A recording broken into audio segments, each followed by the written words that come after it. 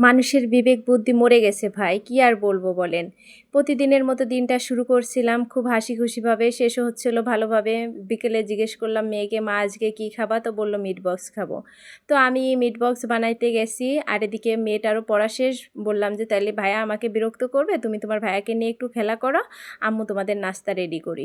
তো আমি রেডি করতে গেছি, ওখানে দুই ভাই বোনে খেলা করতেছে। তো একটু বল নিয়ে খেলা করতেছিল, এটা নাকি নিচের ফ্ল্যাটের লোকের খুবই প্রবলেম, তার বাসায় নাকি দারুম দুরুম শব্দ হচ্ছে। এখানে এমনভাবে বলছে যে আমার বাসায় পুরো ক্রিকেট টিমটা চলে আসছে, তারা ক্রিকেট খেলতেছে, এই জন্য নিচে উনি অনেক শব্দ পাচ্ছে।